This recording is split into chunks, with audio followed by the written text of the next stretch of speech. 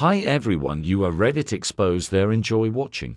We met because a storm drain on our block in South Philly kept flooding and somebody finally posted a bring a broom message in the neighborhood Facebook group. I showed up with a cheap grabber and a rake. She arrived with one of those push brooms that could move a small car. "In Nora," she said, leaning on the handle. "School counselor. I'm here for the leads and the moral support." I said I was Evan, a content designer for a civic tech startup in Old City, and that my moral support usually came in the form of zip ties. We ended up sweeping shoulder to shoulder, the Market Frankfurt line rattled somewhere far enough away to be nostalgic. Afterward we walked to the Wawa on Snyder for coffee and pretended the fluorescent lights were cozy. Nora lived in a Trinity near 12th and Morris was 5 blocks, us in a second floor walk up above a florist that opened whenever it felt like it. We started trading small windows half an hour on a stoop before her evening parent calls, a loop around the Italian market early on Saturdays, a late movie at the Ritz if we could both keep our eyes open. Nora's school days were elastic. Middle school drama, parents who worked 2 jobs, kids who needed a person who listened without turning everything into a report. My job looked sane on paper until we shipped a pilot with the city and suddenly every sentence mattered. We made rules to survive the overlap. Whoever got home first started rice. If one of us typed quiet night, the other didn't ask for a recap. No conversations about money after 10. We moved in together because the landlord in my building decided renovation meant goodbye. We found a sunny second floor, a narrow row house off Passyunk with radiators that hissed like they had stories to tell.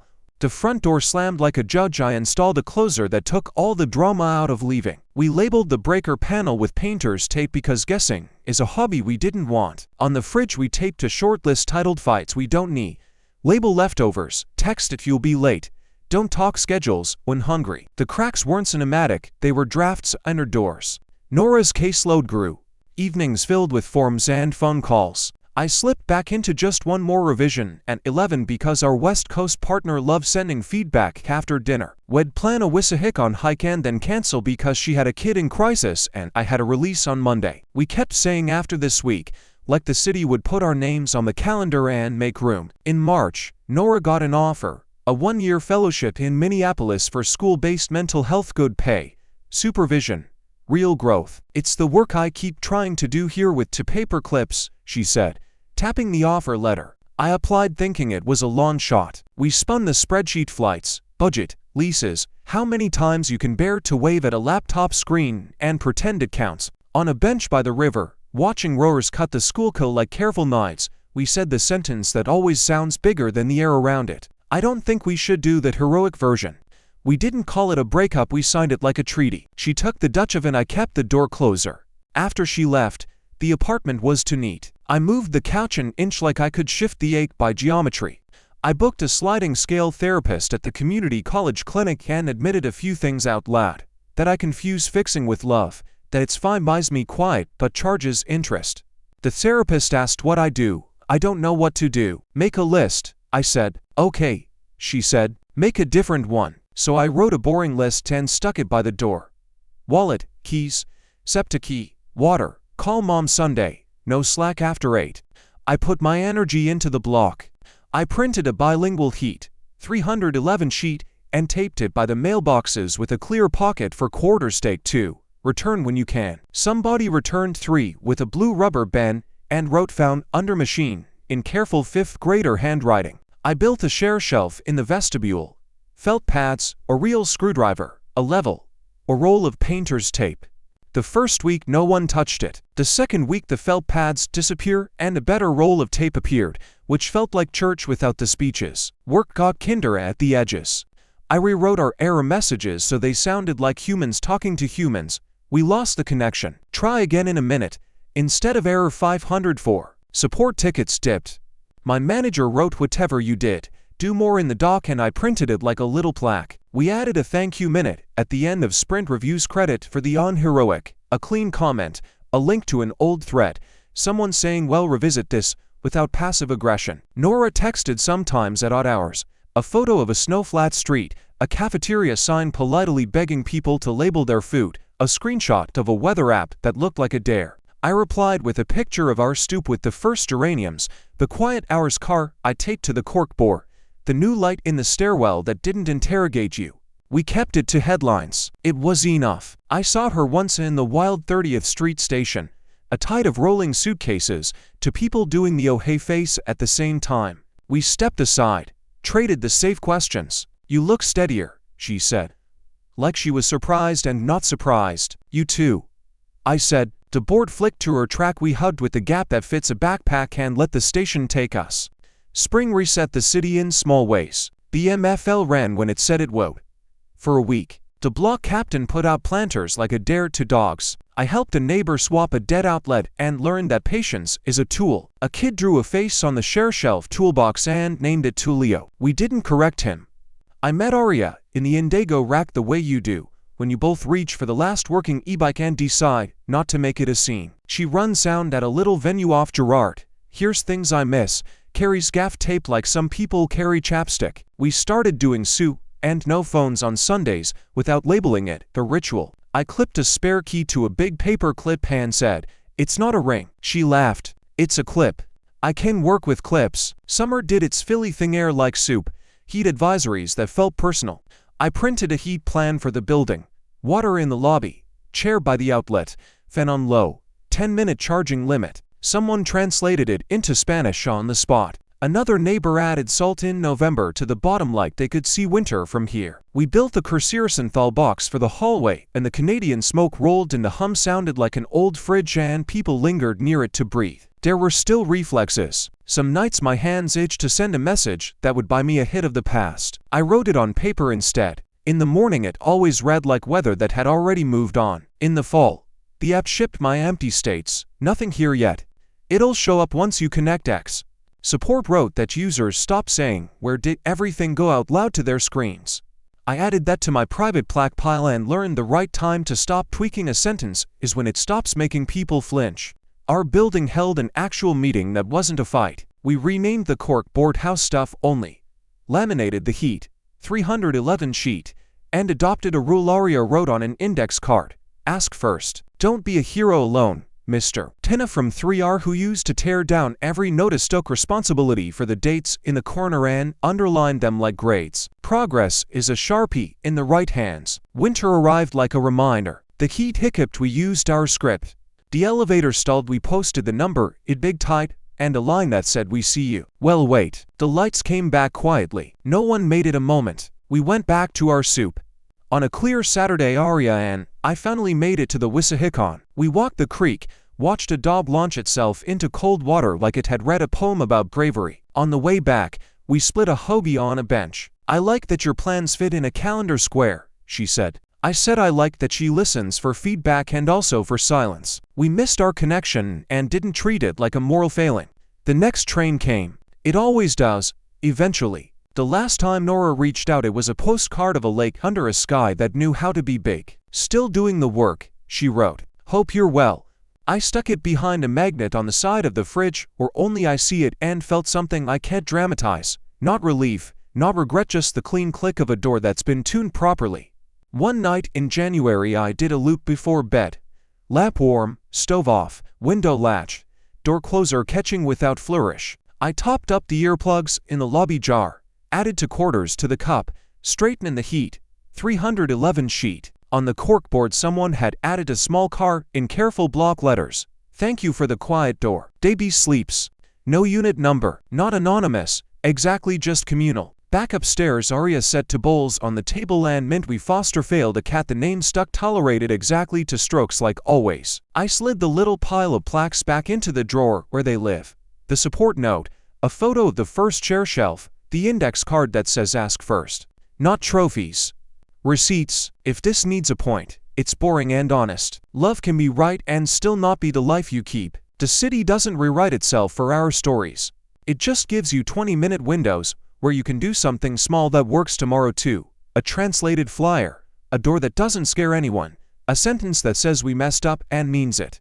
I turned off the big light, left the hallway lamp for whoever came home late, and said the line I saved for nights that didn't need a speech. "I'm here. For now, it's enough." I didn't plan on becoming the person with the hex keys, but once you install one door closer, people start pointing at every hinge in their life and asking if you do those. A week after I put mine in, Mrs.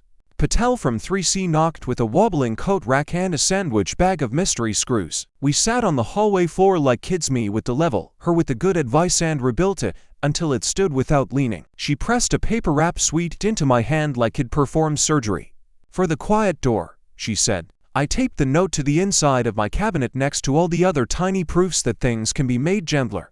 Work settled into something that didn't chew me. I kept slipping kindness into the product. We lost the connection. Try again when you've got signal. Instead of a cold code, and support forwarded a message from a user who said they stopped feeling scolded by the app. I printed it and pinned it over my desk as if it were a medal. At the end of sprint review, I started a thank you minute for the unheroic, a crisp bug report, a link that saved an hour, the absence of a last-second ping. You could feel the room exhale. The building chat still erupted every few weeks like it missed chaos. Someone would post a late-night paragraph about nose, then 5 people would pile on, then everyone would evaporate. I made a one-page house quick start and slid copies under doors. How to report he to the city, who has the step stool, which breaker resets the temperamental hallway light. A single script for asking neighbors to turn it down after 10. I clipped a pen to the corkboard so no one had to go back upstairs. The complaints didn't vanish, but they got shorter. So did my answers. Maya texted once on a Tuesday at 6:04 a.m. my time, which meant she was somewhere that woke earlier or never slept. Photo of a sunrise that looked manufactured. New rotation. Still learning where the coffee is. I typed sane and a photo of the label it stuck on our breaker box. Bedroom. Kitchen. Mr. then put the phone face down. It landed without stirring anything sharp. Late winter did its petty tricks. Brownouts, a radiator that coughed like it was smoking in the stairwell, packages stack on the stoop like a dare. I drew a map on printer paper with a fat arrow. Packages lobby, please and thanks in friendly letters. The weekday courier got it. The weekend guy didn't. Mark from 3A caught him, pointed at the sign, then the arrow, then the lobby in a silent little dance. The courier shrug and comply. We did UX on a human, Mark texted. I added a smiley and a roll of blue tape to the mutual aid shelf. I kept my Friday quiet half hour. Lights warm, phone face down. It turned out boredom is where the right work hides. In one of those silences, I realized the elevator instructions were useless if you were inside the elevator. Panicking, I printed a new card and taped it by the panel. If you're stuck, breathe. Press the call button. Tell them your floor and the time. Don't pry the doors. Text the chat stuck +4 time. Seeing the verbs in a row calmed me, which was the test. I ran into Maya at the farmer's market on a Sunday that smelled like wet cardboard and herbs. She had a tote and the easy posture of someone who slept. We did the safe loop work, weather, the price of greens, and then she nodded at my building on the map I carry like a talisman. You still annotating your life? She asked. Trying to. I said. We didn't go for coffee. We didn't invent a reason to. We waved like neighbors, which is what we are now, just stretched across a wider neighborhood. Spring pressed in. Smoke drifted down from somewhere far away and made the city smell like a campsite after everyone's gone home. I built a Quercetin box in a hallway from Merv filters, a fan, duct tape, a Sharpie date on the corner, and left a printed template for anyone else who wanted one. By evening there were 2 more humming cubes and a note in neat block letters. Thank you for air. No unit number, the right kind of anonymity. At the community center's fix-it clinic I kept getting lamps with the wrong bulb base and fans were only dusty. Half of this is cleaning, said the volunteer next to me, a woman in a blue beanie with a name tag that read Priya. We cracked a fan together and laughed at how much quieter it was without a blanket of lint. Afterwards she asked if I wanted coffee. We sat on a low wall outside and compared tiny victories. Her clinic got a grant for a translator 3 days a week. My team finally killed a modal that had been scolding people for years.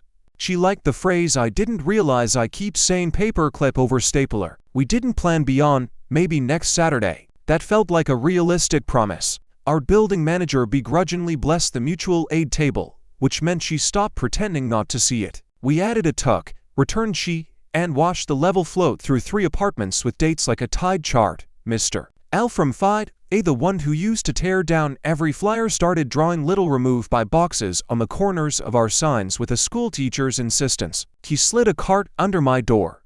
Board is tidy. Approved, L. I felt 10 years old and passworthy. One rainy night the power hiccuped and a kid into deep panicked in the elevator for 5 minutes that felt like 30. The call button worked, so did the card. When the doors opened he shuffled out and muttered thanks, without eye contact the way teenagers ask you not to make it a moment. We didn't. In the morning there was a dinosaur toy sitting on a mutual aid table with a post-it. Left him there last night. He's okay. I wrote glad he's back and tucked a note in my folder. Work tried to yank me back into old habits with a quick deck tonight. In the channel that's supposed to sleep.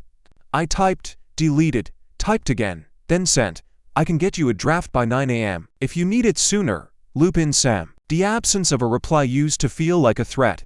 Now it felt like consent. The deck went out at 9:06. No one died. Priya and I kept it simple. We fixed the same fan twice because the owner jammed the guard back on wrong. We taught a dad and daughter how to steady a wobbly stool. With a washer she brought me paper clips shaped like houses and said, "So you can stop stapling your life." I clipped one to the spare key I'd been pretending wasn't a spare key and put it on her palm. "It's not a ring," I said. "It's just a clip." She squeezed my fingers like she understood the whole joke. Ma Yao texted a photo of a crosswalk stencil. "Slow down. We live here in a font I could almost name." I sent back our lobby shelf, neat rows of tools, a Sharpie on string, the caption "Same energy." She hearted it. "That's the correct size for what we are now." The building's quiet winds kept stacking. The back door closer adjusted one notch tighter for spring drafts. The stairwell motion light swapped to a warmer bulb. Someone labeled a laundry valves hot and cold, so you don't have to guess. On the corkboard, underneath Mr. Ailes' tidy rules, a kid taped up a drawing of our hallway with little smiling rectangles and the words "Thank you for light that turns on when I am scared." I didn't take a picture for the internet. I just stood there and let it adjust something in me that words never quite do. On a Tuesday that felt like a Friday, I did my little closing loop. Packages on the shelf, pen clipped to the board, filter humming on low, latch catching with that soft, correct click. I poured soup into 2 bowls and left one on the counter with a note for whoever came through my door. Ladles in the drawer. If you wash, you're a hero. If you don't, you're still invited. Then I flipped the lamp to 27 OK, put my phone face down, and said the line I keep because it fits and because repetition is how you keep anything in working order. I'm here. Tomorrow, I'll change a filter, send a 6-line status instead of a saga, return a borrowed level, and maybe stand at a crosswalk I helped get signed and watch a stranger cross a little slower. Short steps, counted. The door will close the way I said it, too steady, unshowy, while the city keeps teaching me the difference between fixing and fastening, and when to leave room for the paper clip.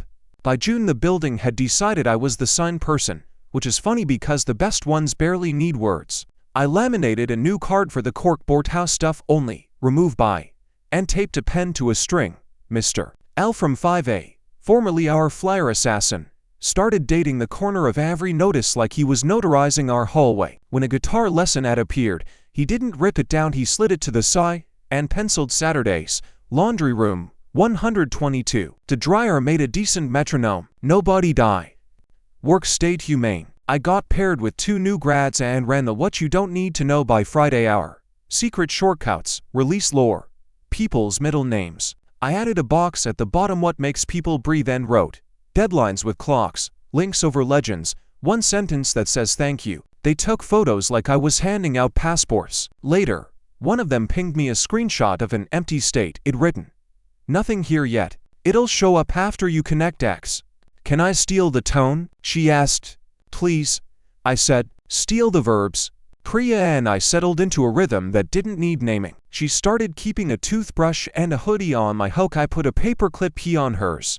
We made a rule with the force of a label. Ask before fixing the other person's system. She calls cables by file hex keys. We traded corners and left the rest alone. On Saturdays we worked the fix-it clinic until the pile of lamps with the wrong base looked more like a pile of lamps with the right base. Half the job is dust.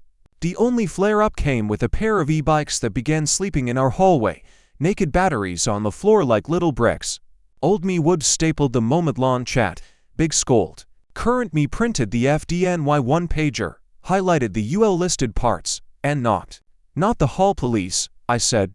"Just this is safer in a metal box, inside." The delivery guy squinted like it insulted his dog, then softened when I pointed at the certification stamp. 2 days later the batteries were gone from the corridor. The next week he sent a link to a sale on the right charger, taper clip over stapler.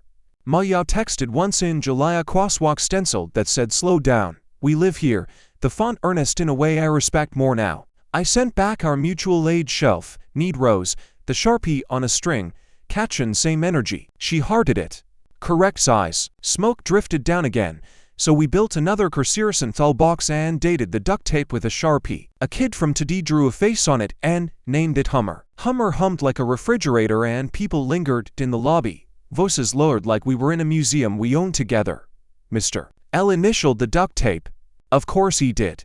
In August, the building manager posted a passive-aggressive notice about front door disturbances. I took a hex key downstairs and adjusted the closer one notch, then another, until the last inch went from slap to whisper. I wrote a 4-line card. Front door is quieter now. If it slams again, text the chat door plus time. The next morning someone left a bag of Rugalock on the shelf and wrote for the whisper. 3C. The city has its own thank you economy. Priya and I took the ferry one Sunday. He refused to give 2 errands. We stood at the rail with bad coffee and wind. Watched the skyline pretend to be shy. Your life is full of labels that aren't performative, she said. Your cables are tucked like sleeping cats, I said. We took the early boat back because we both like our own pillows. No montage. Just an easy day that didn't ask to be more than it was. -1 tried to break the mood with a brownout. The elevator sighed to a stop. The intercom died. Rain arrived on cue. Our hallway did what we'd practiced. Motion light on. Charging strip out. Paper sign phones 15-minute each taped above the outlet. Lydia caps lock, now board captain added please and thank you in teacher script. I boiled water on the gas stove, poured it into a thermos, left it with a stack of cups and a note. Hot. Plain. No questions. When the power slid back, no one cheered.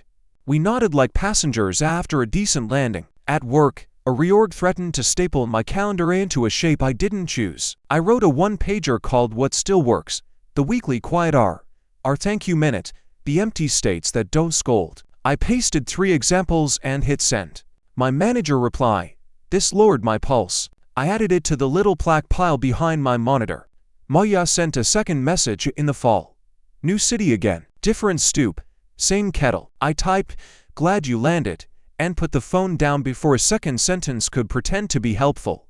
That's a muscle I didn't know I had. We made the mutual aid table official at a meeting that was 6 chairs in a circle and a thermos. We laminated the label because we're that kind of building now. We added a folder house quick start with the plainest things, HPD number, heat script that starts with thank you for doing this by.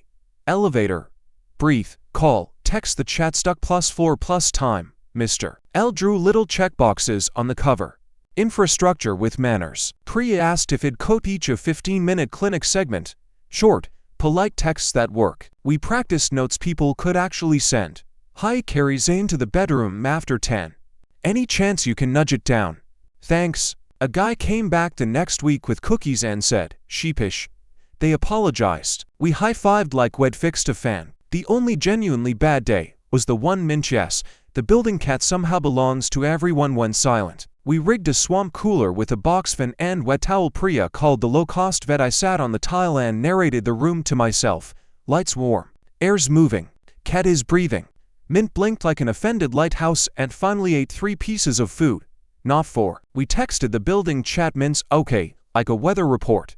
Relief sounds like a fridge exhale. By November, the Sultan stairwell line had appeared on our cork board and, miracles of miracles, someone topped up the bucket before the first freeze. We added a little map to the winter sheet where the shovel lives, who has the ice melt key. The hours the library down the block will act as a warm room. I printed a Spanish column and a call to D for translation line that Tadi had actually asked me to add. You can feel when a hallway learns. Maya and I bumped into each other one more time, this time outside a bookstore. She lifted a paperback.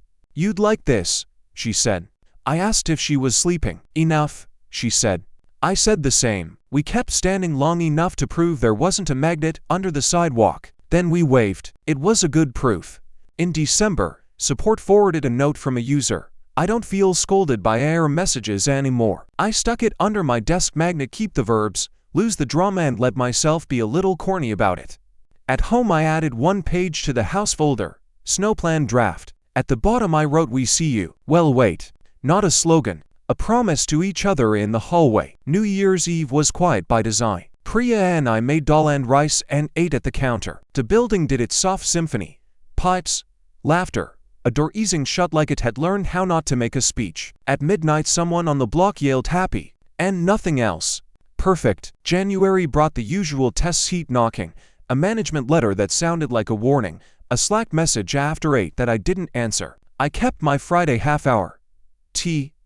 Warm lamp. No fixes unless the building was on fire. Boredom kept producing the right ideas. I relabeled the laundry valves because coal had rubbed off. I added a line to onboarding you can say I don't know yet and watched a junior copy into their first status update. I texted Priya home in 10 soup still hot before traffic could turn me into a liar. We hosted a lamp night in the lobby.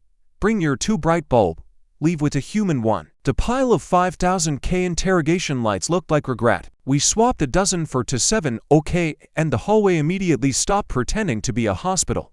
Lydia wrote thank you for no interrogation in block letters and pinned it next to the kid's picture about the light that turns on when scared. That board is better than any timeline they've ever posted. I still wake up some nights and feel the old static. When it happens, I do the 3 small things I can reach. Turn the plant a quarter. Check the door closer a notch tighter because winter air makes it lazy. Write 1 sentence I'll send in the morning instead of 5 I'll regret now. If it's still loud, I text Mark, walk, and we do the block and talk about nothing you can screenshot. Last week, I found a postcard slipped under my door. A market stall, scarves, no handwriting. Priya shrugged when I showed her. Maybe it's for the board, she said. We pinned it beside snow plan draft with a paper clip, not a staple. People edited the plan in pencil add sand at backsteps, call Miguel, not Alex Ann.